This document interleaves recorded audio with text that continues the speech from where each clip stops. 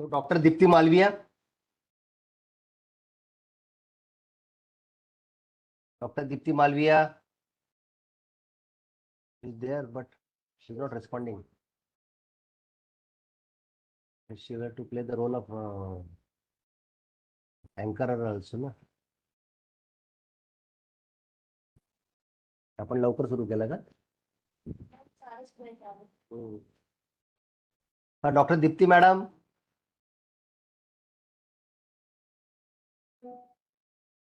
Yes, sir. Yes, sir. Madam, you will have to conduct the proceeding also. Doctor Thorat सरांविषयी मी एक दोन हो नाही नीतू अमलानी सर नीतू मॅम करणार होत्या ना, नीतू मॅमला बरं बरं एक मिनिट. नीतू ते आहेत का पण जॉईन नाही केलं मी. एक मिनिट मी सांगते, त्यांना कॉल करून सांगते. हो सांगून द्या. मीनवाइल डॉक्टर वृषाली पारखी. वृषाली पारखी.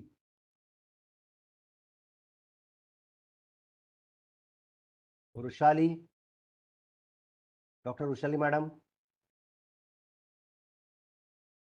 अजून त्यांनी जॉईन नाही केलं वाटते.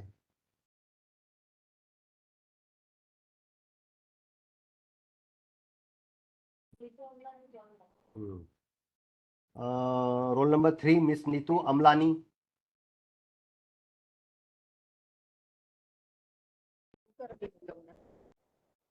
Miss Neetu Amlani.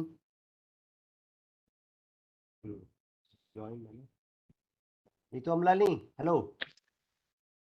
Am I Yes, audible sir. Good to you? morning, sir. Good morning, Dr. Neetu madam. You will have to introduce the today's guest speaker, Dr. Sanjay Thorat. Yes, sir. मैं थोड़ा एक दो sentence में उनके बारे में बोलूंगा और then I will hand over the proceeding towards you. Yes, sir. Dr. Neerav. Yes, sir. Dr. Neerav Pandya. Yes, sir. Okay. Mrs. Minal Rajdev. Mrs. Minal Rajdev. Sir त्या प्रेझेंट म्हणजे आता जॉईन होतील बोल. बरं ठीक आहे, थांबून जातो आपण. हो then doctor Suparna Murkute. Present sir. Very nice. Doctor Amit Kalbande. Present sir. Very nice. Doctor Archana Mahakalkar.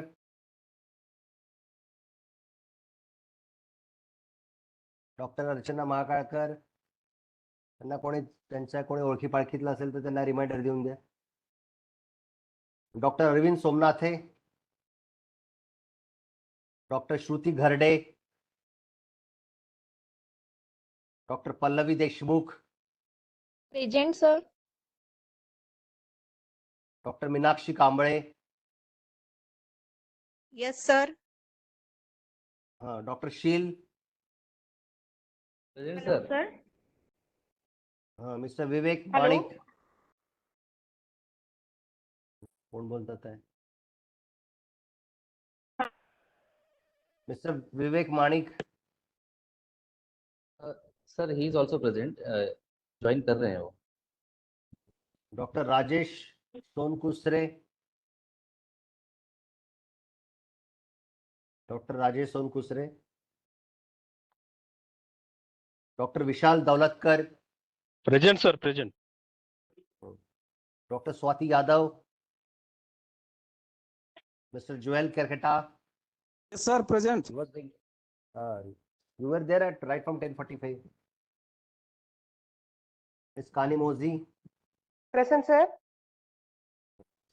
Dr. Shikha Awasthi. Present, sir.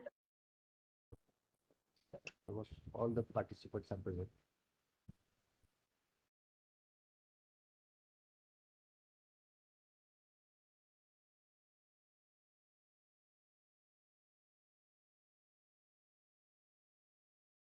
Sir, Deepti Malviya present. हाँ ठीक है. Sir, Vrishali present. वृषाली. हाँ ठीक हाँ आहे. सर, वृषाली पारखी प्रेझेंट. हो सर्व पार्टिसिपंट आपले जॉईन झाले का? झाले ना? तो मॅडम व्हायचे विवेक माने. सर. हा, ते विवेक माणिक व्हायचं. Manik, he has not joined, but his head of the department have joined. His head of the department is taking his care. Okay, sir. Meanwhile, may I introduce the guest? थांबा ना, मी थोडस एक दोन वाक्य सुरू करून देतो, मग तुम्ही बोला. नीतू अमलानी ना? Hello. Sir, ma'am has not joined. Neetu ma'am has not joined yet. That's why I'm asking, may I introduce the guest? Dipti Malviya. पण मग ते नीतू Dipti Malviya अमलानी बोलताय sir? Sir, I am there. हा, Neetu Amlani is Okay, there okay, ना? joined here. Okay, Neetu ma'am. Amlani Okay, is okay. there ma'am. and I thought, she must have done, I she must have thought done the she- preparation also. Okay okay no issue sir. मला वाटलं, मी आता call केला होता त्यांना. Sir मैं present हूँ, I कुछ thought she was busy. Audio का प्रॉब्लम आ रहा था सर. मीनल राजदेव. हा, ठीक हॅलो. आहे. हा हा, ठीक आहे राजदेव मॅडम, तुम्ही अटेंडन्स लागलेला आहे हॅलो. तुमचं. अटेंडन्स लागलेला आहे तुमचं. Thank you Rajdev sir. Madam. Thank you sir. हाँ sir. Thank you sir. What about Neetu Amlani? Yes, sir, I am there. Neetu Amlani, are you ready with the script of Dr. Thorat sir? Yes, sir. Yes, very good, very nice, very nice.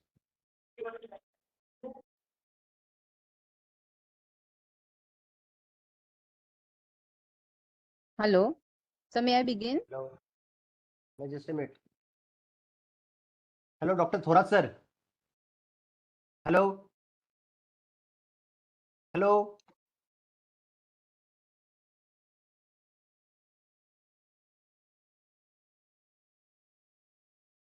Thorat sir na phone. Thorat sir. Shall we start? Hello. Hello. Dr. Thorat sir, shall we start? All the participants have joined. Yes, please. So today we have invited for our first session Dr. Sanjay Thorat, who is holding the post of Professor and Head and also the Director of the School of Environmental Science at North Maharashtra University, Jalgaon. Basically, he did his MSc in Environmental Science and PhD in Environmental Science from Dr. Babasaheb Ambedkar Marathwada University, and then he has started his career at North Maharashtra University, Jalgaon. Today he has decided to deliver his presentation on the acts enacted in India for environmental protection. So on the behalf of HRD Center, on the behalf of UGC HRD Center of affiliated to RTM Nagpur University, Nagpur, and on the behalf of Sevadal Mahila Mahavidyalaya, I would like to welcome you. And now I would like to request one of the participants, Ms. Neetu Amlani. Please introduce the today's guest speaker. Yes, sir.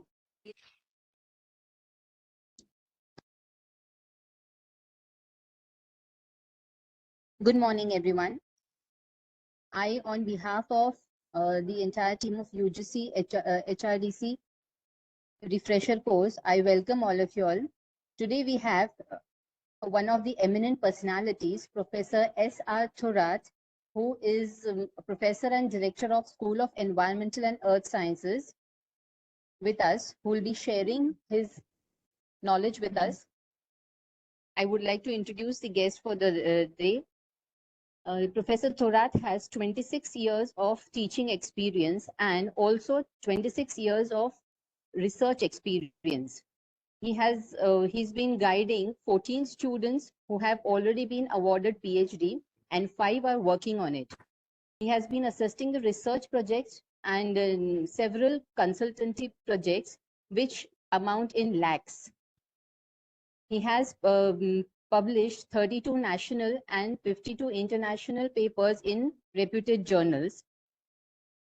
He has published 4 books and he has filed 4 patents in technology transfer to industries. And the highlight of his profile is he has been awarded 2 international awards and 5 national awards. So today we have an eminent personality with us who will be throwing light on acts enacted in India in environmental protection. So over to you, sir. Yes, thank you, ma'am.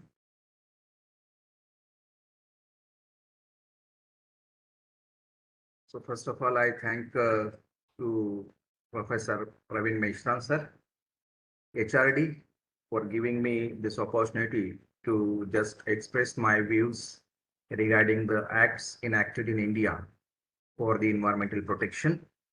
So it is a quite interesting topic, and one should know this all activities what regarding the environmental legislations are there. Because the thing is that if we are not knowing these things, we are not a citizen of India. That is my main concept behind this particular aspects. That's why today, if we see the conservation, protection, and improvement of human environment are major issues all over the world. And human environment consists of both physical and biological environment. This biological environment includes plants, animals, and other organisms. But the thing is that we don't have that much particular legislation which has been, we are not implementing that particular aspect. So that's why India was the first country to have made provision for the environmental protection and its constitution after Stockholm Conference 1972. Because before that we were not thinking about, or we were not giving importance to the environmental protection or what type of strategies should be there in India.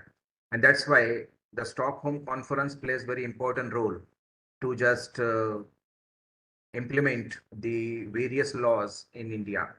And that's why this Article 48A, first one, was the state was endeavored to protect and improve the environment and to safeguard forest and wildlife for the country.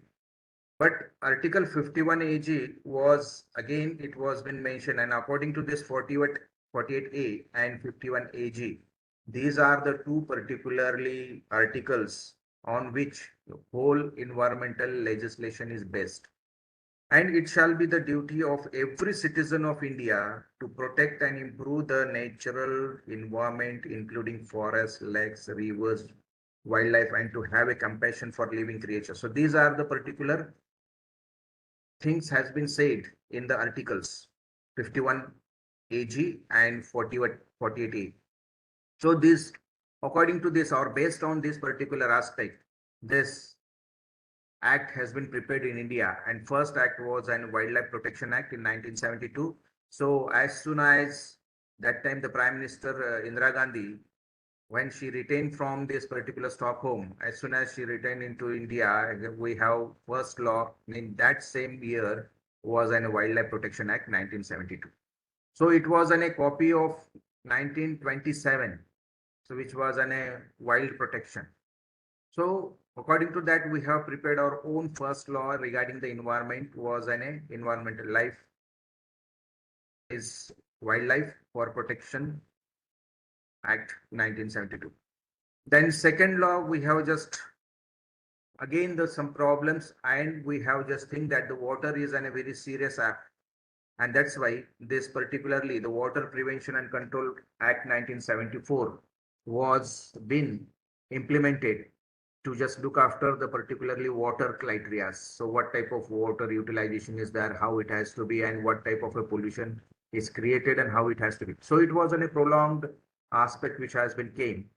But after that, if you just see in again the Forest Conservation Act has been just implemented in 1980, and after that in 1981, that after the Bhopal gas tragedy and all the things which is happening in that particular area, at that time this Air Prevention and Control of Pollution Act 1981 was separated from the Act 1974.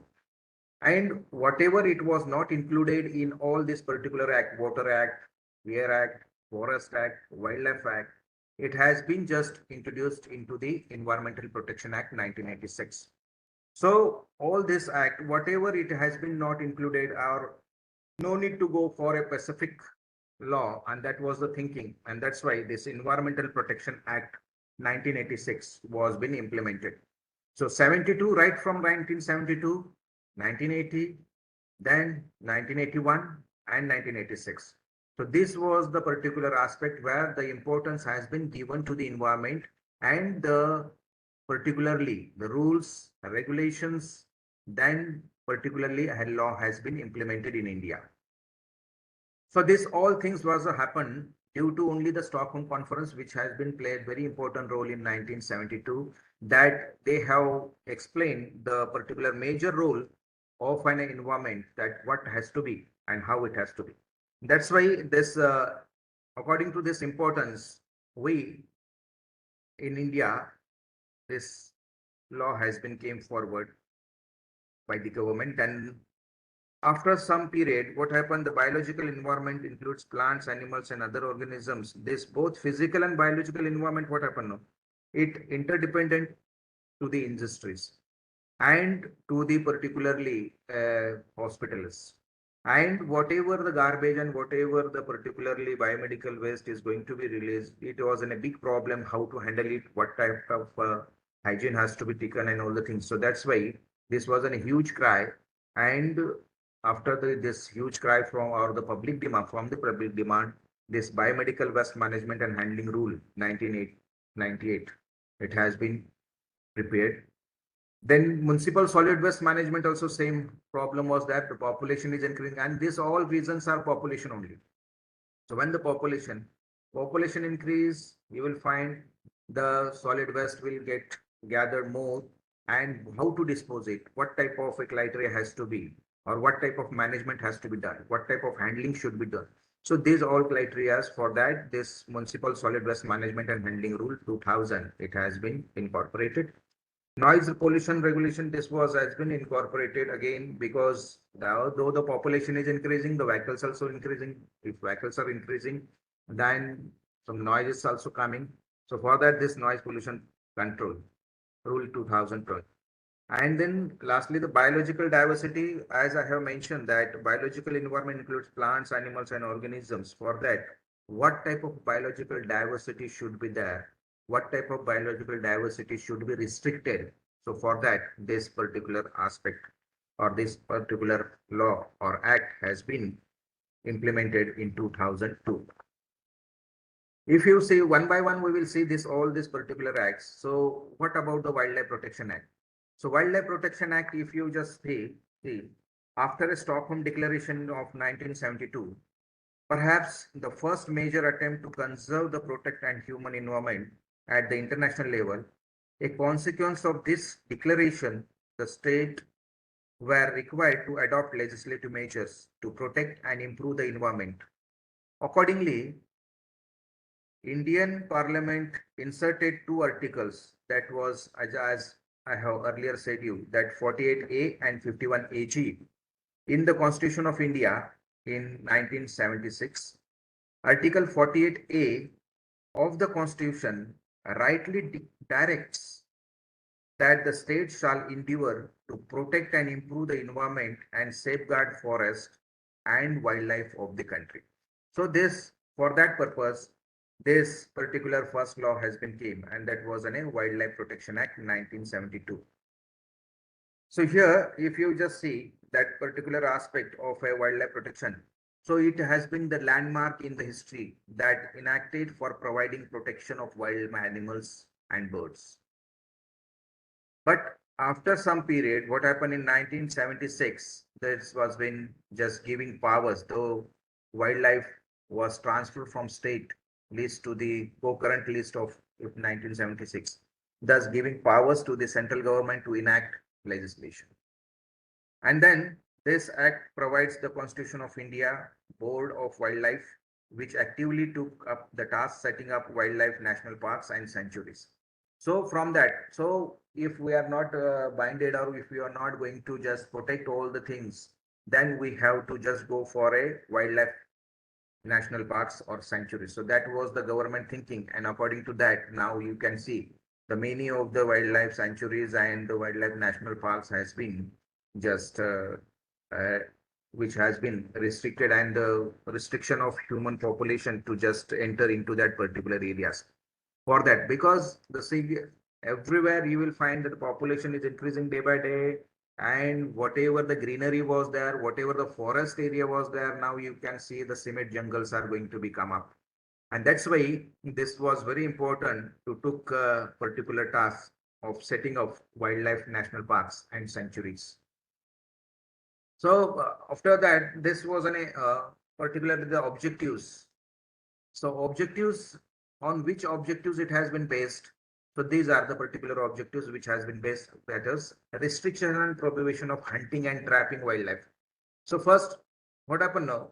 Many of the peoples or many of the persons were thinking that hunting is a bravery and all the things, and that's why the people have to go for the hunting and all the things. But nowadays, if you find, now it has been stopped from 1972, though the rules, regulations, and implementation is very strict, but the thing is that the common people, common man is not knowing about this particular rule, and that's why the hunting was going on. But nowadays, what happened now, as it has been explored, and it has been just elaborated that what type of act it is and how it has been punishable, what type of punishments are there. If you go if you just think about this particular hunting and trapping of wildlife, then what type of punishment should be there? So that is their aspect. So that's why these first objectives were there. So trapping of this particular aspect, then the rehabilitation of endangered and threatened species. So whatever the threatened species are there, whatever the endangered species are there, we can see here or there somewhere only few of them. So for this endangered species and that rehabilitation program should be carried out. So that was a big aspect of this particular act which has been came. Then third particular objectives were preservation of biological diversity for establishing sanctuaries, national parks and biosphere. So as I have mentioned in introduction only, that sanctuaries, national parks and bioreservoirs, bioreserves, these are the particular aspects which has, because due to the increasing of the population and due to the restriction, we cannot restrict the particular wildlife. So we can protect it in a particular area. And that's why this national sanctuaries and national parks has been developed by the government of India. Then the grant of a special permit to the hunt wildlife for scientific research, scientific management, collection of specimen, zoological gardens, museums. So these all came from this particular aspect, that what type of species were there in India and how the species are going to be changed. So what is the reason exactly that the species are going to be changed? Whether the environment is not clear, whether the particular aspect has been gone, or whether this species has to extinct or species has to be vanished. So what is the particular reason regarding this particular aspect that has been just mentioned in that in 1972? The projections say that the projection or the vision which has been prepared, that was a very good one. Then after that, the regulation of trade in wildlife and national conservation strategies. So wildlife and national conservation strategies has to be regulated. And that's why this has been just come, and these all objectives will be not possible if we are not going to include the NGOs. And that's why the collaboration with voluntary bodies and NGOs has been given importance in this particular law. So if you have any NGOs or if you have any voluntary bodies to work for environment very nicely, then you can see these are the particular aspect. You can enter directly, you can just express your views, and according to that, whatever is going wrong regarding the environmental aspects, that you can just see, and you can just go for, you can have your own particular NGOs for this particular aspect. So lot of things can be done in environment through NGOs, through your own particular, as a, if you think that your particular duty is to just protect the environment, this is my first priority, then you can do that things. So these are the particular aspects which you can just see. Then if you just say these are, what are the drawbacks? So objectives are very nicely, we have just seen. So that the objectives are very good and everything is very nicely going and all the things. But what are the drawbacks of this wildlife? When the objective has been constituted, some of the questions have been came forward that was regarding the drawbacks. And this drawback was, it seems that the act has been enacted just a fallout of Stockholm Conference 1972. So some people was having a huge cry on that Stockholm Conference some of the prime minister or we have been visited and then they have came and they have implemented forcefully into the India. So that was the saying of that. But that was not true. Now we can see that this law is a very effectively playing important role in Indian subcontinent.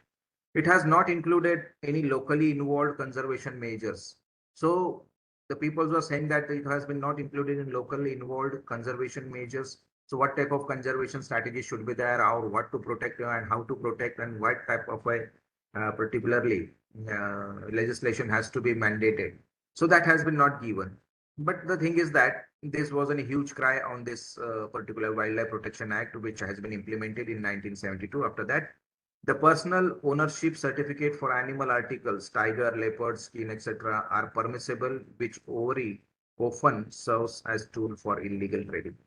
So that has been everything has been stopped, and that's why this zamindars, saukars, this was the fellows who have been just not liking this particular aspect that the bravery we just hunted some tiger, leopard, and we put in our houses. It is a bravery and they think that this wasn't a bravery that they have done, but that has been stopped by this particular article or particular legislation, and that's why this was a particular huge cry on this particular drawback, and they give the name as a drawback of the Wildlife Act, Protection Act 1972. And the third question was that the wildlife traders in Jammu and Kashmir. So Jammu and Kashmir was in a very serious problem, easily get illegal furs and skins. So that no law was there. Except Jammu and Kashmir, this law was been prepared because 370 was there. And according to that, this was not possible for Indian government to just put this law in that particular area. And that's why in particular introduction of the Wildlife Protection Act 1972, it has been given that except Jammu and Kashmir, the whole of India, it has to be implemented. So that is the particular sentence which has been given. So here, if you are just all over India, you are just implementing this Wildlife Protection Act, then it's okay. But why then Jammu and Kashmir has been neglected, and why everything, the illegal furs and skins of leopard, tigers and all the things is available in Jammu and Kashmir, then every man will come in other subcontinent of India and just kill the animal and they will sell into this particular area. So this was a huge cry of the particular common man. And that's why this was so happening, because J&K has its own Wildlife Act and it does not follow the Central Wildlife Act. And that's why, moreover, hunting and trading of several endangered species prohibited into other states are allowed in J&K, thereby opening illegal trading in such animals. So this has been started, and that's why if you just see,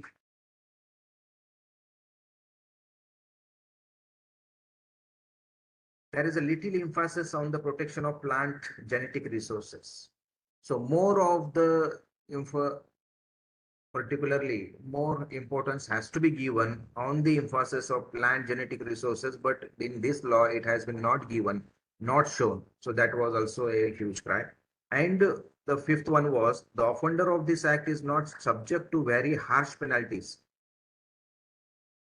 So penalties are very so 2 days behind the bars or 5,000 rupees, 2,000 rupees fine. So this was a particularly the particular the penalties for the who is going to be offense regarding this particular law. But it is just up to the 3 years imprisonment or a fine of rupees to 25,000 and all the things. So these were not enough that the people thinks in this particular aspect, and that's why the huge cry on first law only it has been came in 1972.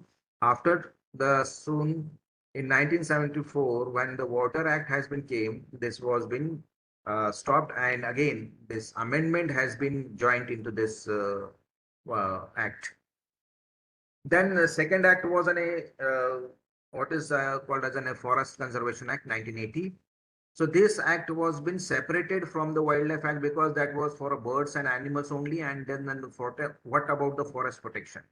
So it takes 8 years to just go for this particular legislation. So that was named as a Forest Conservation Act 1980. This act covers all types of forest, including reserve forest, protected forest, any forest land respective to the ownership. The act has made ample provisions of check deforestation and encourage afforestation and non-forest areas.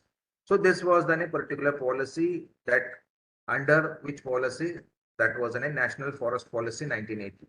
So National Forest Policy was there, and this policy has been converted into the legislation after putting before the public participation, public views, and after that it has been converted into a legislation. That's why this policy also prohibits state government to allotting any forest land for non-forest purpose. And this was the thinking that something has to be taken from the particular forest, or the peoples are living in padas and villages. They are just dependent, or in suppose in uh, like a Himalayan region, Garhwal region, Kumwan. So these are the particular Himalayan region peoples are just dependent on the honeys only. So they are taking honeys from the forest and they are selling into the market, and they are earning their bread and butter. So that is only their work, to earn the bread and butter. So that for that particular aspect, this has been the policy also prohibit state government to allotting the forest for non-forest purpose was that. And then again, it has been amended in 1988 because some lacuna was there in this Forest Act. And that's why it has been just again, some amendment has been done in 1988 for the prohibit lease of forest land, and anybody other than the government, it enhance conservation plantation and increase of forest cover of an average of 30%. So this was a mandatory which has been given in the Amendment Act 1988.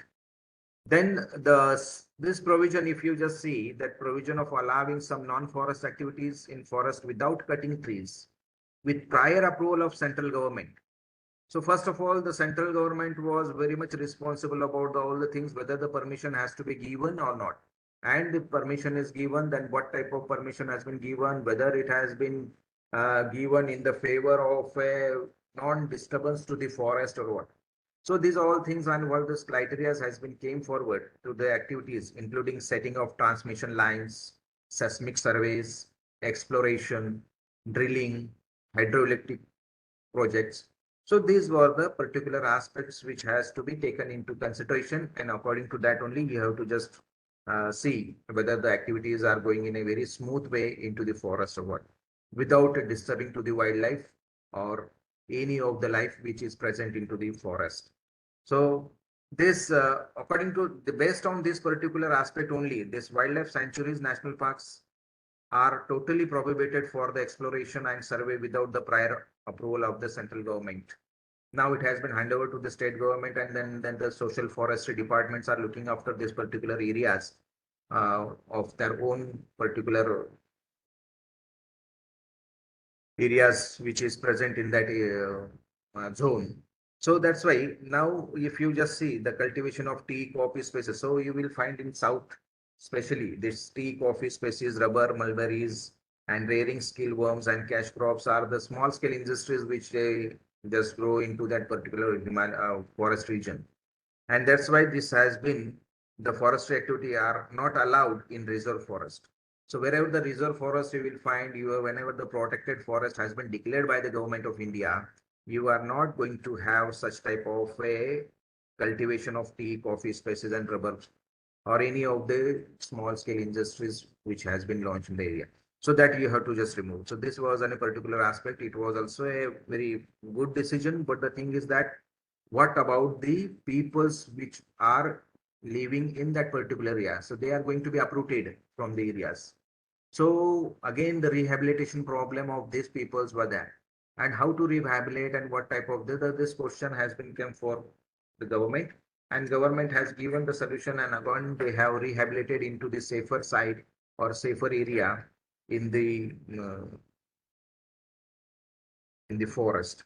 Even the cultivation of the fruit bearing trees, oil yielding plants or medicinal plants in the forest are need to be the first approved to maintain these things.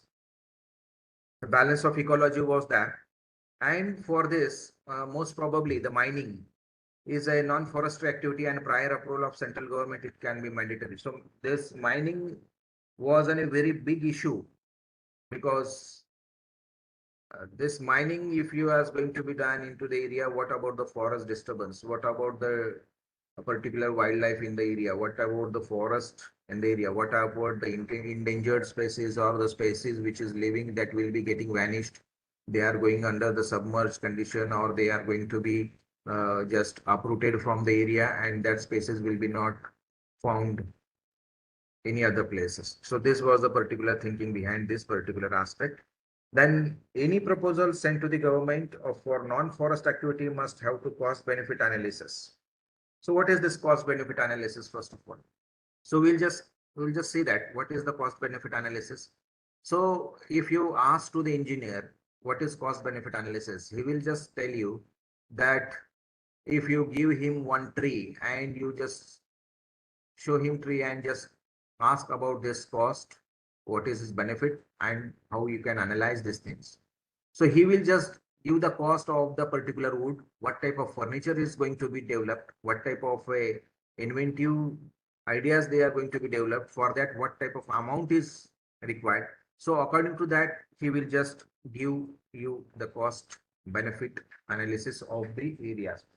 But the thing is that when this particular tree has been just given to the environmentalist and asked what is the cost benefit analysis of this particular tree, that time the environmentalist thinks in another way, that how many vermins, how many birds, how many nests are present on that particular tree, how they are surviving on that tree, first of all. And then what is the benefit? The benefit is that these all organisms, all animals, right from vermin, microscopic to microscopic animals are living on that particular tree is a particular benefit of the area. And what is the cost? Cost is that we are saving the nature, we are creating the biodiversity. So biologically diverse animals are just living on a tree and showing their harmony towards environment. So this is a biological diversity, biologically diverse animal is feeding themselves, or they are earning themselves in that particular area. And that's why the cost benefit analysis, and this shows very great impact.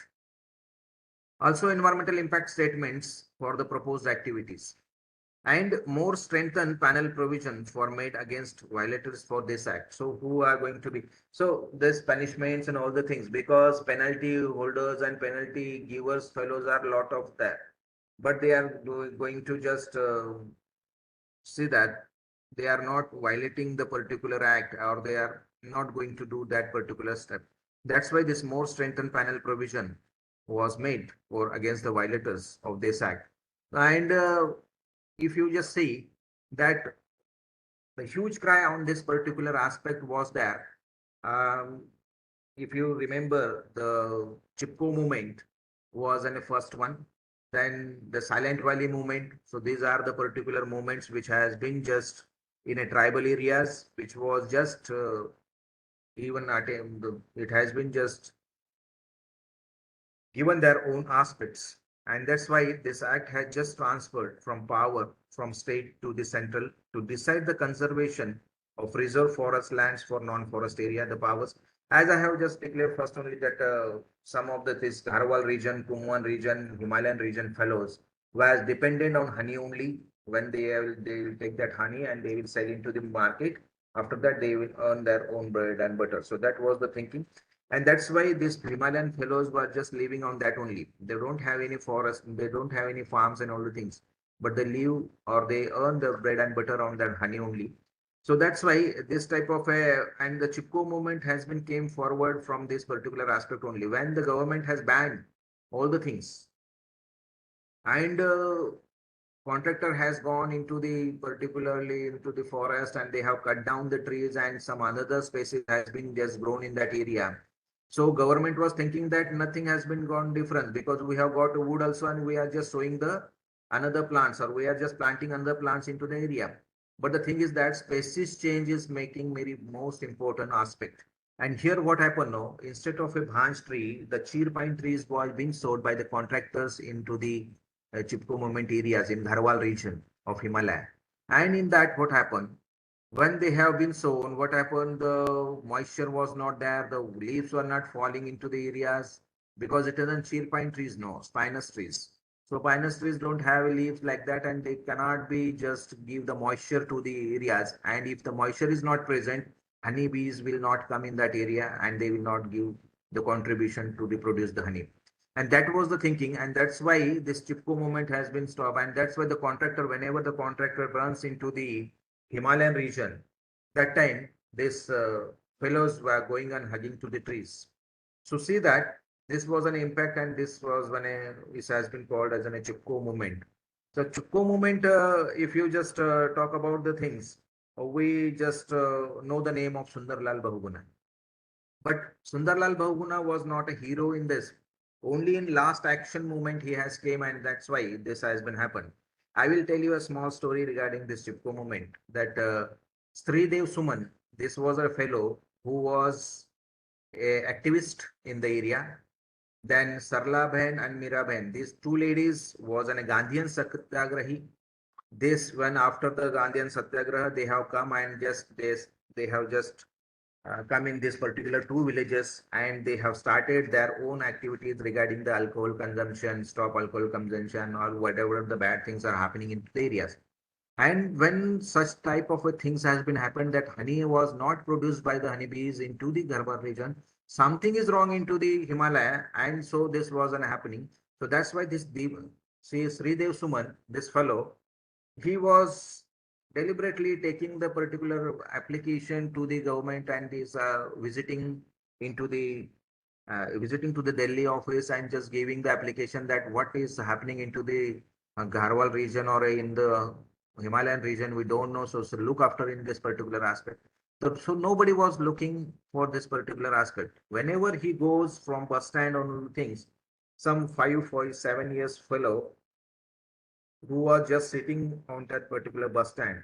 So he see that Sridev someone see that this fellow don't have a mother, father, and all the things. So he has just carried out with him into the Himalaya.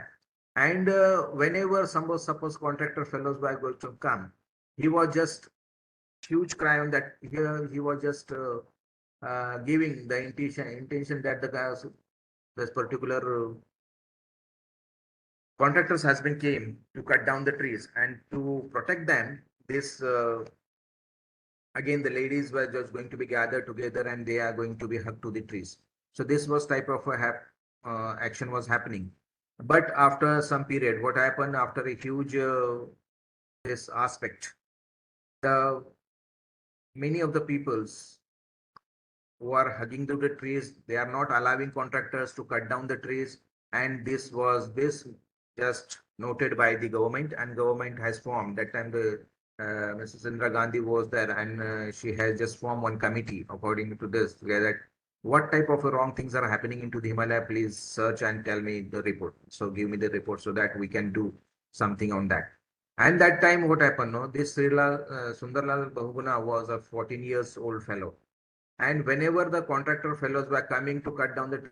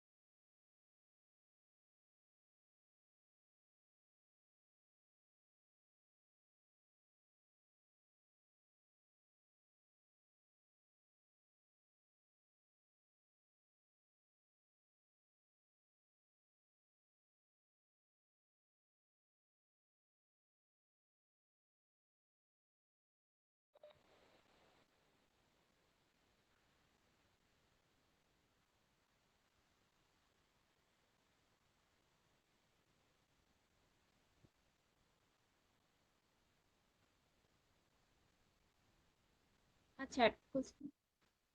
Thorat sir, are you facing any problem in connectivity? Hello.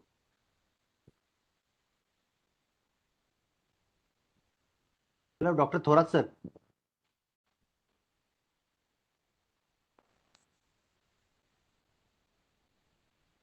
Disconnect झालाय ना presentation.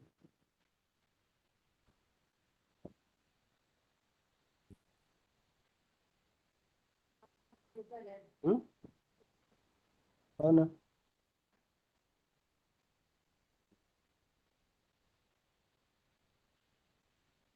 Holes into the earlier laws, and in fact EPA is an umbrella for legislation which provides framework for the contribution of the central and state government. And if you just find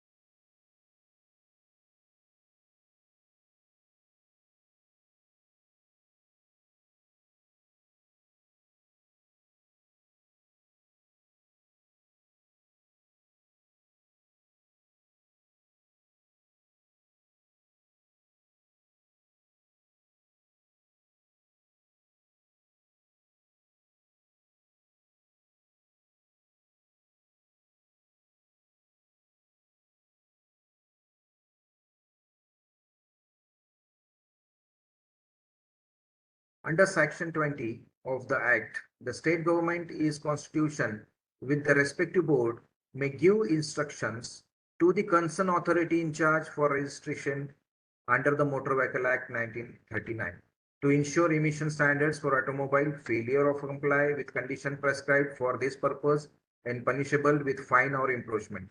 So these are the particular activities which has been there to carried out. And if you see this Environmental Protection Act, in that, as I have earlier said you, that from Wildlife Protection Act, then Water Act, then Air Act, whatever it has been not included in this particular acts and what has been neglected or what has been remained, so that all things has been just put into this Environmental Protection Act 1986. And for that, this Environmental Protection Act, November 1986, was enacted as per the spirit of Stockholm Conference in 1972 to take appropriate steps for the protection and improvement of the environments and to prevent hazard to the human being, living creatures and properties. So this was under the section number 26. This act was constituted under section number 26, distributed among the 4 chapters and distributed in 4 chapters and extend to the whole country. So this was a prior aspect, and that is an improvement of the section number 2 of the act empowerment in the central government to make following rules. For the first time was to maximize permissible limit for concentration for various environmental pollutants, including noise for different areas. So this was the particular aspect, and then the procedures and safeguards for prevention of accident which may cause environmental pollution. So whatever the activities which is going to be happen, whatever the safeguards was to be done under the prevention of accidents which may cause environmental pollution for providing the remedial measures in case of all accidents. So these all things were there in section number 2 of this particular act. Then if you just see the silent features of the act, that is the Environmental Protection Act is a landmark legislation to provide this particular aspect for the protection of environment and to plug the loopholes in the earlier laws. And in fact, this EPA is an umbrella legislation which provides a framework for the coordination of central and state government and authorities established under the Water and Air Acts. So right from 1972, 1974, 1980, and then this 1981 Air Act, and then after that this 1986. So this was a particular aspect, and this who has powers for the central government. So central government has full powers to take directions or give the directions to the state pollution control board. So the issues direction for the closure, prohibition or regulation of any industry, operation and the process for the stoppage of regulation for the supply of water, power or any other services even without obtaining court orders. So this was then a particular aspect. Then second one was empower any person to enter, inspect, take samples or test. So the Pollution Control Board has appointed field officers in this, and they can just go into the premises and they can take the samples and they can send to the laboratory, and whatever the results are going to become, that results has to be given to the industry so that they can incorporate it, their mistakes what they have done, or whether the pollution criteria is within the limit, permissible limit or above the limit. So according to that, the Pollution Control Board is going to give the suggestions to that particular industry or the premises aspects. So here again, one thing was that any person can make a complaint of violation of a provision of this act to central government or the authority or officer authorized by the purpose. So whatever, suppose the industry, one of the industry is there, and this industry is just releasing a wastewater into the rivers, nalas, and that is going to be taken by the cattles or that is taken by the farmers to just for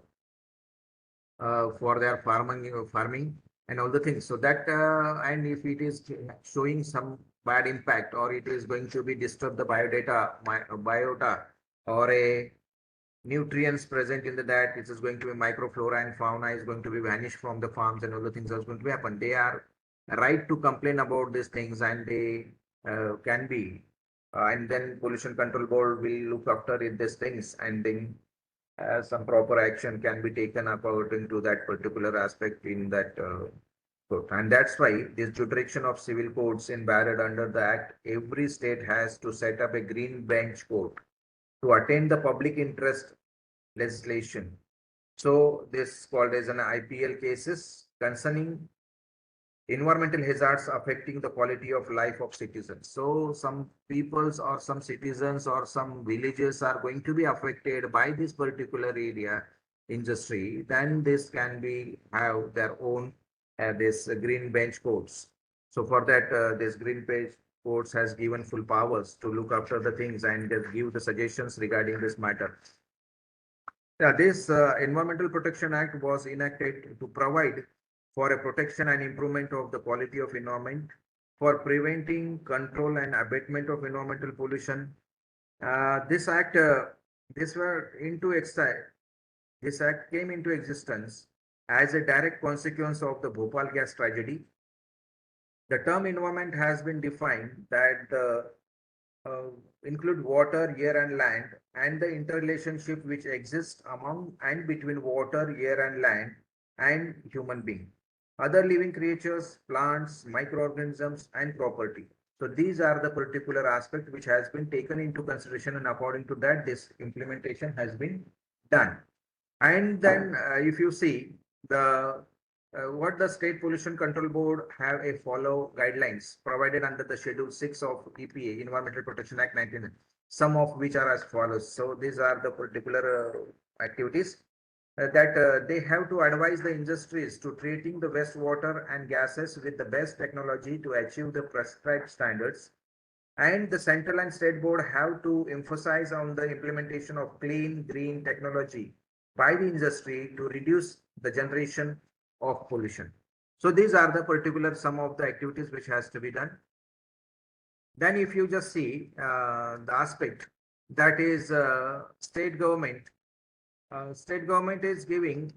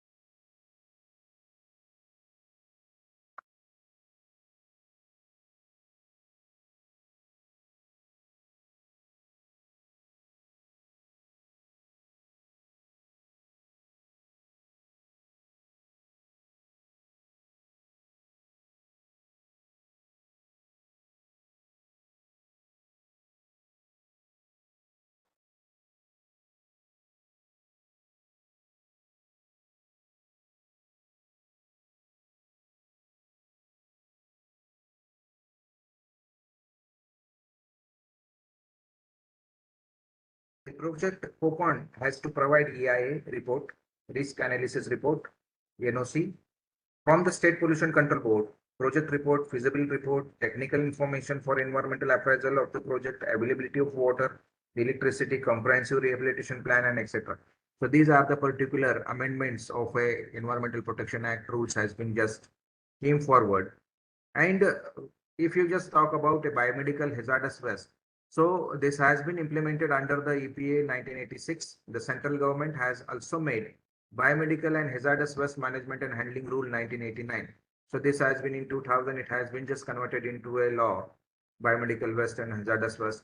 But the thing is that now what type of a proper management has to be done for this particular area? So biomedical construct a biomedical waste management disposal facilities in the areas. Then what type of a handling has to be done, what type of a management has to be done, and how to just put into a secure landfill. So hazardous waste which is generated by the industries, how it has to be just put into the secured landfill. So that is also a aspect, and that's why this has been just calculated. Then third one was an environmental audit. That environmental audit, now each and every colleges also has to do this environmental audit for the NAC purpose. And for industry, it was a compulsory only. And that's why this Government of India programmed that the amendment to the EPA rules 1992. So 92, it has been just amended, and that amendment was every person carrying of any industry or operational requiring consent under the Water Act 1974 or Air Act 1981 or Hazardous Waste Rule 1989 issued under Environmental Protection Act 1986 shall submit an environmental audit report for each financial year ending 31st March in the prescribed form to the State Pollution Control Board. So whatever the activities they have just carried out in their own premises, so that all report regarding the environmental audit or whatever the environmental activities they have done into the premises, according to that they have to submit this particular audit report to the Pollution Control Board, so that they will just give their remarks on that particular aspect. So this aspect has been there. After that, if you just see these, whatever the Wildlife Protection Act, Water Prevention and Control Act, Forest Act, Air Act, Environmental Protection Act 1999, Biomedical Waste Management and Handling Rule, Municipal Solid Waste Management and Handling Rule, Noise Pollution Regulation and Control Rule, and Biological Diversity Rule. This all act has been formulated. This has been just implemented in India, but the thing is that the common man today also not knowing about the seriousness about this act, and whatever they think according to that, they just they are just doing their work, and they are not just considering this particular acts. And whenever this act will be coming to that particular areas, they will just think about this. That's why the problem is that in the conclusion of this particular aspect, I can just say only some few sentences that we have more than 200 centers and state legislation which deals with the environmental issues. More legislation means more difficulties in enforcement. There is a need to have a comprehensive and an integrated law for the environmental protection and meaningful enforcement that has been given.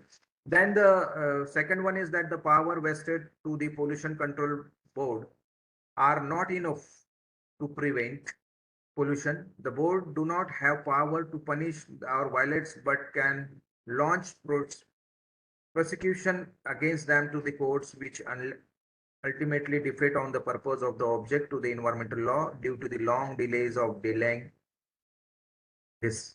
Then you can just say that in conclusion that the environmental protection law have failed to bring about the desired result. Consequently, for the purpose of efficient and effective enforcement of these laws, because implementation you will not find anywhere else. Only on paper the laws are there, but the thing is that actually in enforcement it is not effective, and it is necessary to set up the environmental courts, which one judge and two technical experts from the field of environment science or ecology. These courts shall be allowed to adopt summary proceedings for speedy disposal of the cases. To being with, we may have such courts at the state and national level that may later be extended to district level or need-based principle. In order to discourage prolonged litigation, the provision should take confined single appeal. So these are the major most problem is that the municipality of environmental pollution control standards for the same type of industries.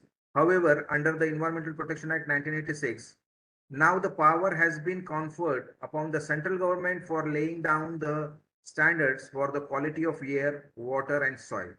It is hoped that this will ensure uniformity of standards throughout of the country. But if you just talk about the what is the need of the social awareness from below, that not laws from the above, but no laws works out smoothly nowadays. And that's why unless the interaction on voluntary in order to educate people about the environmental issues, environmental laws, there should be exhibition of slides in the regional language at cinema houses or television free of cost. Further, as directed by the Supreme Court of India, environment studies shall be made compulsory. But today the environmental studies has been made compulsory, but then also you will find these students uh, are going to be taught by the botany, zoology, chemistry, even from geography. These fellows are teaching all the things, and so we are not going to get that particular importance which is has to be there in the aspect, because environment. This environmental study has been incorporated into the college level, because it every student should know the environmental laws, what type of legislation are there, how to protect it, what type of penalties are there, how the prohibited areas are there, which are the protected areas are there, why this national sanctuary has been formed, what was the need of this particular law. So this, to understand this all activities, this is needed. But the thing is that this is not happening anywhere. Though the court has given order that to make the environmental studies as a compulsory one, but environmental studies has been made compulsory, but the outcome is, I think it is not up to the mark which has been came. That's why if you just see the tradition concept of development of ecology are opposed to each other is no longer acceptable, since sustainable development, what we just talk about, sustainable development is a very big word. But the Supreme Court has accepted sustainable development as a part of a law of the land and has affirmed that precautionary principles and the polluter pays principle are essential features for sustainable development. So wherever you will find that the something is going wrong into the premises or into the forest, that time this polluter pays just pays. So every time who pays for the pollution control or pollution or making pollution or disturbing to the environment, so we call them as a polluter pays. So every time what they do, they just break the law, and again they pay for the pollution. So that's why this polluter pays are the very harmful creature. And whatever the something goes wrong, next time it should not be repeated. But the thing is that it is going to be repeated every time, and that's why this is also not successful in the area. And then lastly, I can say that the tapping of the natural resources must be done with requisite attention and care, so the ecology and environment may not be affected in any serious way. The long-term planning must be undertaken by the central government in constitution with the state government to protect and improve the environment and keep up the nation well. This can be done. This is my advice regarding that, because after the studying all these laws and all the things, you can see that nobody cares about these things. And finally, the protection of environment and keeping ecological balance unaffected is a task which not only the government but also every individual, association and corporation must undertake. But it is a social obligation and fundamental duty under the Article 51 AG for the Constitution of India. So whenever we talk about the acts and all the things, you can just remain the Article 48A and 51 AG. So these are the two articles from where this all laws has been prepared, and according to that they are implemented in India but not activated. So sometime it get activated when this case goes into the court and all the things. That time only the people think about the environmental laws in India and then challenges and their enforcement. But the thing is that when we talk about this particular aspect, nobody, the common man, not knowing about this act and all the things.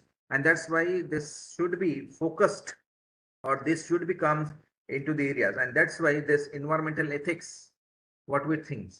What are the ethics then? Ethical behavior is outmost. This is an important one. We believe and think man is all powerful and supreme, but the nature has provided us with the resources and a nourish as like our mother. So we should respect our nature here. And that's why my saying is that live sustainably, to view anthropogenic and ecocentric earth ethics or environmental guidelines help us to protect our mother earth, and these environmental guidelines are helping us to protect our earth but not going to be disturbed. But the thing is that due to the population increasing and due to the some wrong things done by the human creatures, human beings, that this is happening, all the things, and everything is going to be disturbed. And one day it will come that we have to just we will realize that we have disturbed all our mother earth.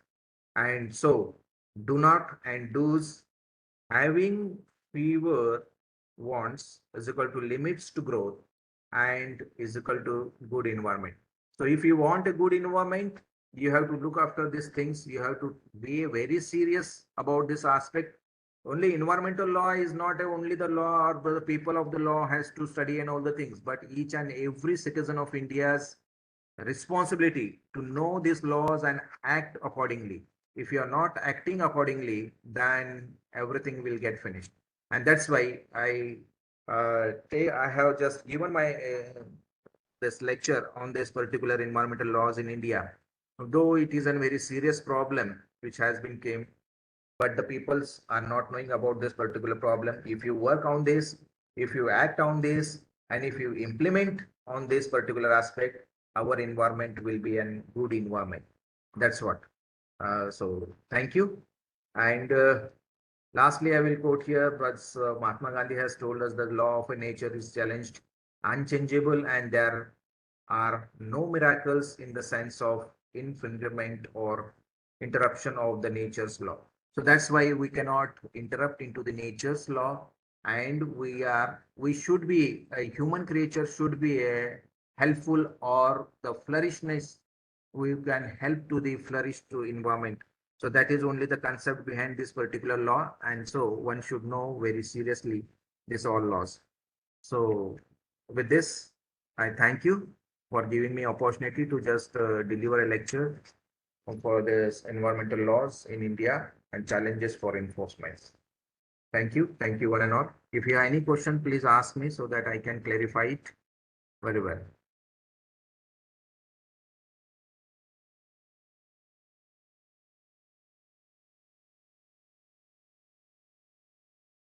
No questions?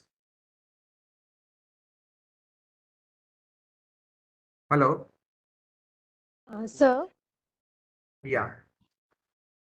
so how myths and superstitions they मतलब wildlife protection act मध्ये त्यांचा role कसा आहे की त्याच्यामुळे सुद्धा बरेचसे law म्हणजे लोक तोडतात. नाही, what happened now, Wildlife Act मध्ये कसं आहे की नाही, section number 32A, if you enter into the particularly suppose in national parks only and you tease the animal, then also it is a binded. But the thing is that whatever the particular chief warden officer is there in that particular area, he ignore the things and he doesn't make some serious action on you. But the thing is that when you, as soon as you enter into the natural forest or in a protected areas, these are the particular aspect which has to be. पण याच्यामध्ये seriousness असा आहे की seriousness आपल्याला माहित नाही, आपण मजा म्हणून तिथे जातो. पण त्याच्यामध्ये जर तुम्ही ऍक्ट मध्ये गेला तर त्याच्यामध्ये बघितलं की section number 32A, that is a big prison. Behind the bars you can go for 4 years, 5 years like that. So it is not so easy. But we are not knowing about the particular aspect, and that's why this type of a continuous measures or this has been happening. and the peoples are doing some wrong things regarding the wildlife due to the genetic species, due to the extinct species, due to the particular whatever the extinct species are there. Yes, Karan, we saw that the tortoises, they are also kept as a pet in the houses. No? So that Yeah. is against the act of. Hey, that is also a crime, no? You cannot put by the permission of central government or a state government. If you give the permission or a chief wildlife officer which is present in nearby area, unless and until you take a permission from that particular person, you cannot put that tortoise also in your houses. But the thing is that it has been neglected, and people also have not seriousness about that. We can get punishment or we can get a serious punishment regarding this matter, and that's why the peoples are also going in a such a way. Wrong interpretation is going to be happen, and they are just putting something is happening. So that's why in BSc level or in MSc level, it is very important to just put a flash on this particular aspect of environmental laws to the students, so that the next generation which is coming, they can just understood that what importance of the law and what type of do's and don't which should be implemented. That is the most important one. Yes, sir, yes. Thank you, sir. Okay.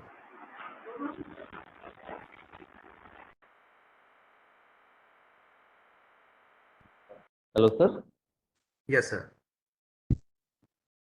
Sir, is there any recent amendments in National Forest Policy after withdrawing of that draft National Policy 2018? In 2004 it has been just implemented. Now it has been, the policy is a skeleton. Just remember, first of all, the policy is a skeleton. After the skeleton preparation, after that it has been implemented, and then it has been put open for the public participation. And after public participation, if problems or if the questions are arises by the common man, they are going to be considered whether it is important or what. And after that, it has been implemented into the law. And after once you prepare a law, you cannot again go for policy. We can only amend the law. Supplement, जसं आपण पेपरला supplement लावतो तसं आपण याला supplement लावू शकतो. So that the amendment can be done. So now whenever and whatever the problems are arising, newly problems arise, according to that, the government is implementing or amended the law according to that. But we cannot change the law. That is the thing.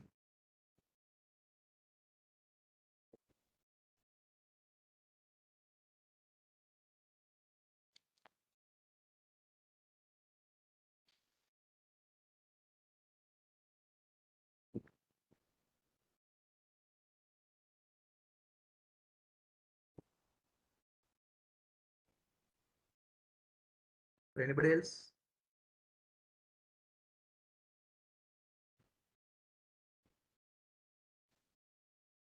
In between, some disturbance was there. According to that, I have not given that particular. I have been continued here, but the thing was that it was one not reaching to you. So some disturbance may be there. If you have any questions, please ask. Because it is a very interesting topic. The saying you should have more questions. Because what happened now, many of the things we are not knowing about the laws and all the things. Though we are particularly we are teaching same thing into the colleges or into the universities and all the things. So if you have any doubts in your mind, please ask me so that I can give a proper answer what I know or what I have a knowledge about that. Sir एक question आहे बोला. आपल्या constitution मध्ये जवळपास 307 कलम आहे constitution मध्ये आणि 49A किंवा 51AG. So these should be the very of means from starting only, no? Yeah.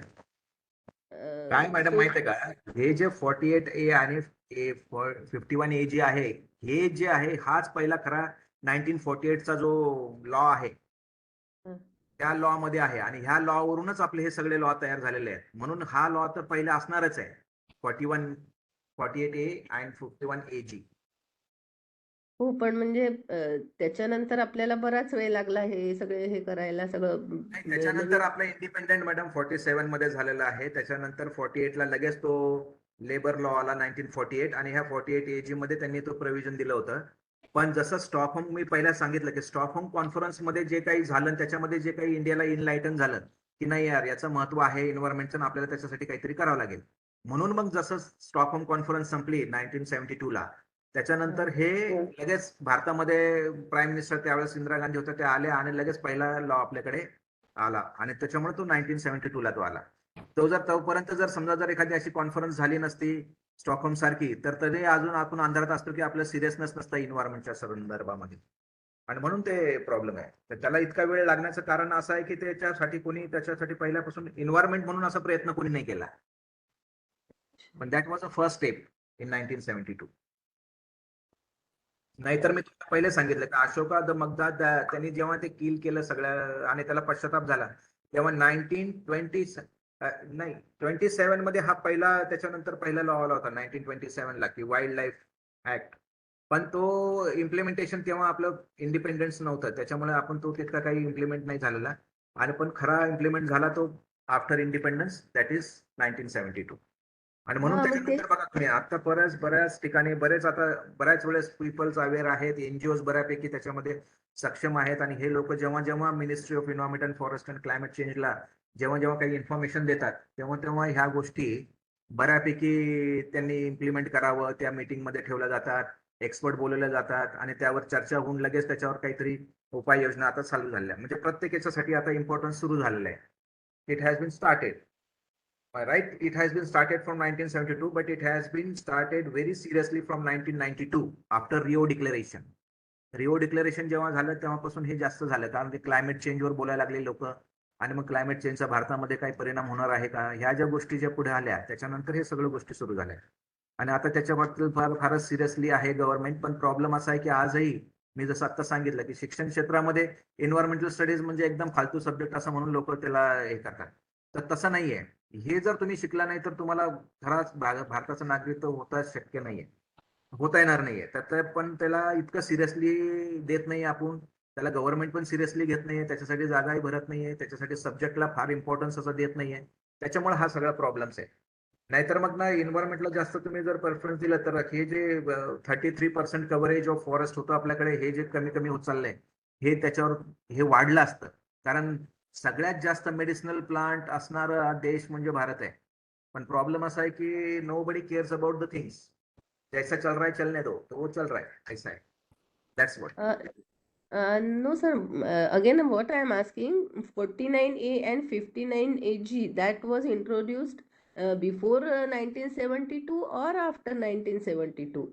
No. It was in a Factories Act 1948, which was prepared, and in that it has been mentioned. That was Factories Act 1948. If you read 1948 Factories Act, in that this two article has been just mentioned.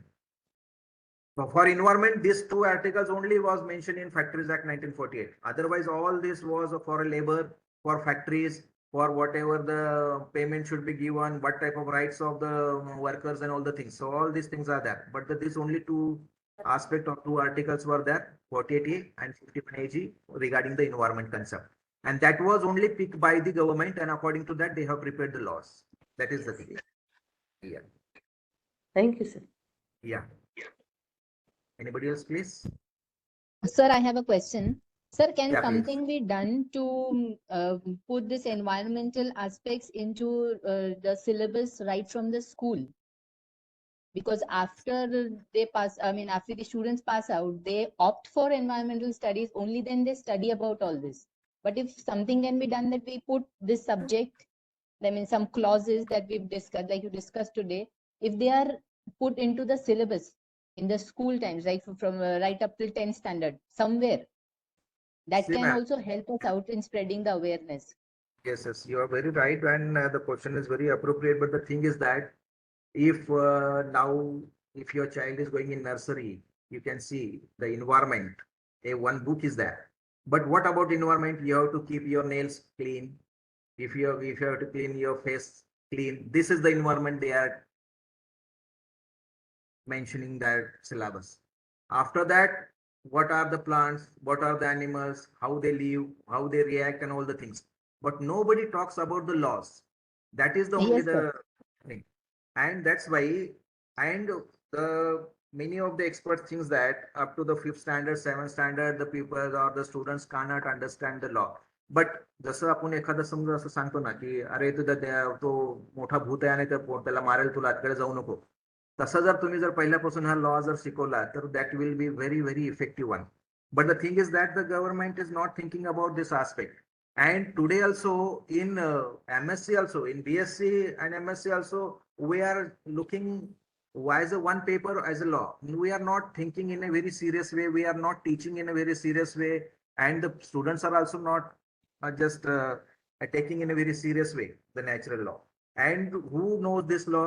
Only the chief warden officer of the forest, or the forest officer, or a particular pollution control board fellow, or whoever it is involved into the environmental activities. They only know the laws. Otherwise, no people or a common man doesn't know anything about these things.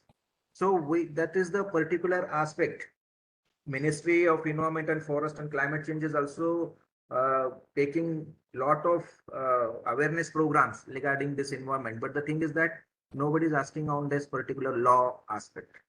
That is only the problem of us. Yes, sir. So, sir, this is a request from our side. If you can do something to put into the syllabus, it will be for the betterment of the entire nation, rather the entire world. Already, I am a member of a Environment and Forest and Climate Change, and I have already put this to just implement in our syllabus.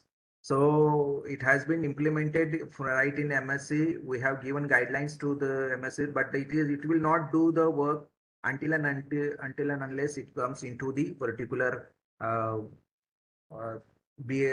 nursery or a 5th standard, 6th standard peoples to aware the things. And in NAP we have make that provision. So in NAP we have just put into that areas, and now you will see that this is a compulsory subject which will be having a challenges and enforcement on environmental laws. So this will be the title of that particular subject. Okay, thank you, sir. Yeah. Sir Yes. मला एक question आहे. आपलं जे वातावरण बदललंय, climate change, Yes. याचा seriousness आपण या level पर्यंत पोहोचलो की इथून पुढे खूप क्रिटिकल कंडिशन तयार होणार आहे. Okay. असं असताना आपल्याला लोकल लेवलवर सुद्धा प्रयत्न करावे लागेल का, म्हणजे लास्ट मॅन पर्यंत? हे लोकल लेवलवर हे अवेअरनेसच त्याच्यासाठी आहे सर. अवेअरनेस आपल्याला करणं फार गरजेचं आहे. पण याच्यामध्ये काय माहितीये का, लोकल लेवलवर करण्यापेक्षा आता जेव्हा तुम्हाला समजा जर आता फार तहान लागलेली आहे आणि तेव्हा तुम्ही विहीर खोदणं चालू केलं तर हे तहान तुम्ही मरून जाल तरी तुम्हाला ते पाणी भेटणार नाहीये. बरोबर आहे का नाही? सो इट इज म्हणजे too late to think about this things every time from 1972 आपण हा विचार करतोय की एन्व्हायरमेंट सेफगार्ड्स ठेवा, एन्व्हायरमेंट सेफगार्ड्सवर काहीतरी बोला. ते प्रोजेक्शन करताय. बघा तुम्ही 1972 ला पहिली स्टॉकहोम कॉन्फरन्स झाली, त्याच्यानंतर 1992 ला दुसरी रिओ डिक्लेरेशन झाली, त्याच्यावर क्लायमेट चेंजवरच सगळे लोक बोलले, ह्यूज क्राय केला, सगळं काही झालं. पण तसंच पुन्हा तसंच चाललं, पूर्ण वर्ल्ड तसंच चाललं. आणि जे डेव्हलपिंग कंट्रीज होते ते डेव्हलपिंगच झाले, जे डेव्हलप कंट्री ते डेव्हलपच राहिले, आणि जे अनडेव्हलप्ड आहे ते अनडेव्हलपच राहिले.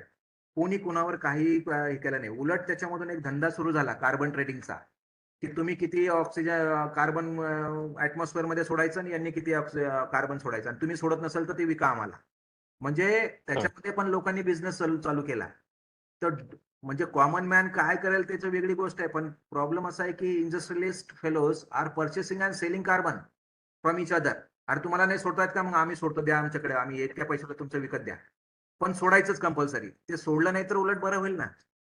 पण ते सोडणंच चालू आहे. म्हणजे याचा अर्थ काय की लोक they doesn't care about the environment and all the things. So the species are going to be changed, human species is going to be changed, and everything is going to be changed after few days. You will see the things are going to be happen. म्हणजे जसं natural environment आहे, आपण म्हणतो save environment वगैरे, ह्या सगळ्या गोष्टी पेपरवरच राहतात. पण खऱ्या अर्थाने हे सेव्ह वगैरे होणार नाहीये. पण स्पेसिस विल चेंज. पुन्हा काय आज तुम्हाला जनावर दिसतात ते वेगळ्या विचित्र प्रकारे पुढे दिसू शकतात. हे यांनी दुबईला मी जेव्हा गेलो तेव्हा त्यांनी एक प्रोजेक्शन केलेलं आहे 2072. 2072 मध्ये कसं असेल पूर्ण ग्लोब, तर त्याच्यामध्ये त्यांनी दिलेले असे विचित्र प्राणी राहतील. माणसं पण एक विचित्र प्रकारचा शेप राहील माणसांचा बी, तो काही हा शेप राहणार नाही. म्हणजे जेनेटिकली मॉडिफाईड आपण ज्याला म्हणतो, असं जेनेटिकली मॉडिफाईड असं काहीतरी येईल. कारण हे क्लायमेट चेंजचा जो असर होणार आहे त्याच्यानुसार हे सगळे स्पेसिस आणि माणसं पण चेंज होतील. आणि बऱ्याच 1972 मध्ये तुम्हाला उडणाऱ्या तबकड्या मोठ्या दिसतील, लोक पायी चालणारच नाहीयेत, म्हणजे बरंच काही असं काहीतरी होणार आहे. So like that it is going to, so we have to accept the challenge. We cannot do individual, we cannot do anything. Individual तुम्ही म्हणता एक झाड लाव, तो झाड लावा, हे सगळं ठीक आहे, हे झाड लावण्यापुरतं मर्यादित आहे, सगळं ठीक आहे. ग्रीनरी डेव्हलप करायसाठी ठीक आहे. इव्हन आपण कोविडमध्ये बघितलं की ऑक्सिजनचं इतकं लिमिटेशन झालं, तर हे झाड लावण्यासाठी, झाड जर जास्त एम्पल ऑफ ऑक्सिजन जर भेटला तर तुम्हाला तो काही विषय नाही राहणार. पण प्रॉब्लेम असा आहे, त्याच्यासाठी आपण मिनिस्ट्री पण फार ट्राय करते की एक तरी झाड लावा, ते तरी लावा, ग्रीनरी करा, सगळं ठीक आहे. पण जर पोल्युशन जर तुम्ही जर लार्ज प्रमाणात जर ऍटमॉस्फिअर मध्ये सोडत असाल तर मग दॅट इज व्हेरी डिफिकल्ट. आणि त्याच्यासाठी कॉमन मॅन काय करू शकतो? फक्त तर एक तर झाड लावू शकतो, एखादा स्वतःला प्रिकॉशनरी म्हणून तो करू शकतो. पण if you just not stopping to the developing कंट्रीला याच्यासाठी नाही स्टॉप करू शकत, कारण त्यांना डेव्हलपिंग व्हायचंय. आणि डेव्हलपिंग कंट्रीला कोणाला पुढे डेव्हलपला येऊ द्यायचं नाही, म्हणून ते कोणाला येऊ देणार नाही, म्हणून ते पण स्टॉप होणार नाही. So that's why this major problem is from developing countries and undeveloped countries. Controversy होत आहे ते. कॉन्ट्रोवर्सी आहेच ना, कॉन्ट्रोवर्सी असल्याशिवाय हे सगळं घडामोडी होतच नाही. आणि हे काय, हे लार्ज प्रमाणामध्ये आहे, छोट्या प्रमाणात नाही आहे. खेड्यापाड्यात तुम्ही किती जरी सुधारणा केली तर तुमचं एअर पोल्युशन, तुम्हाला no boundaries for air pollution. So that will in fact to the body, to the villages also. तुम्ही तुमचं किती जरी घर स्वच्छ ठेवलं तरी बाहेरून येणारा वारा हा येणारच आहे, त्याच्यामुळे त्याच्याबरोबर पोल्युशन येणारच आहे. That is the thing. Thank you sir. Okay. Excuse me, sir. Yes. Sir, tribal villages are now moving toward CFR Yes. under Forest Act 2006 instead of JFM. Yes. What are the Pardon? I could not understand. Your voice is breaking, sir. They are leaving JFM, sir, Joint Forest Management, and joining CFR, Community Forest Rights. Yes. What between CFR and JFM? So this is on the slogan of a Ministry of Environment and Forest, live and let live, जगा आणि जगू द्या. ह्या एका स्लोगनवर हे सगळं चाललेलं आहे. त्याच्यामध्ये कसं आहे की you just look after the nature, you look after the forest, and the forest will look after you. So that is the thing, that is the only the aspect. And that's why the small scale industries, which is they are just forming into the forest and all the things, it has been like that only. And it has been, the permission has been given to the common man who is living from last 20 years in that particular forest. अशी ती permission त्यांना दिलेली आहे. आता थोडंसं त्याच्यामध्ये amendment केलंय, थोडंसं चेंज केलेलं आहे आणि त्या पद्धतीने ते चाललंय. पण प्रॉब्लेम असा आहे त्याच्यामध्ये कसं आहे की फॉरेस्टला जगवा हा त्याच्या पाठीमागचा खरा उद्देश आहे.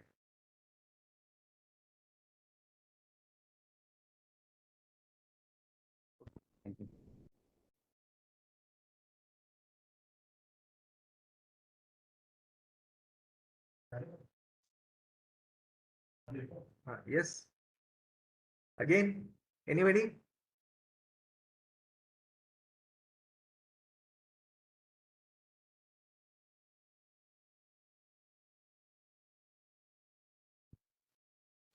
So if no questions are there, so again I thanks to the HRD and Professor Praveen Mishra for giving me this opportunity to just deliver the lecture on the environmental laws in India and how the seriousness about these particular laws and regarding the nature and the challenges to be unchangeable and their miracles in that particular area. So these are the particular aspects I have to put before you, and you as a teacher, I humbly request you to put before the all your students so that they will just know the importance of the environmental law, and according to that they will implement and they will just enforcement into their own areas, so that each and every people of the Indian citizen will be aware about the environmental laws and do this particular aspect with a and make themselves as a environment as to just contribute into the good environment. So that is all from my side.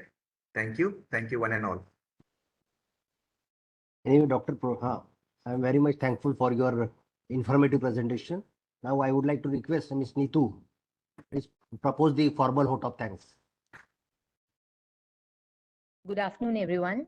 It is my privilege to propose the vote of thanks for this first session of today's first session of online refresher course organized by UGC HRDC Nagpur. On behalf of the entire team of UGC HRDC Nagpur and all the participants, I, Neetu Amlani, extend my heartfelt gratitude to our profound guest speaker of today's session, Dr. S.R. Thorat sir, for sparing his valuable time from his busy schedule to share his knowledge with us. Sir expounded the objectives of the Environmental Protection Act in a very comprehensive manner. Also, sir elucidated the drawbacks of Wildlife Protection Act and Forest Conservation Act in a serene way. Sir also highlighted the functions of Central and State Pollution Control Board. Environmental ethics were also explained by Sir. So I once again thank our eminent guest speaker, Dr. S.R. Thorat sir, for gracing this session and partaking his ideas. I also thank Dr. Praveen Meshram sir for giving me this opportunity. Thank you. Thank you one and all. Thank you, sir. Thank you.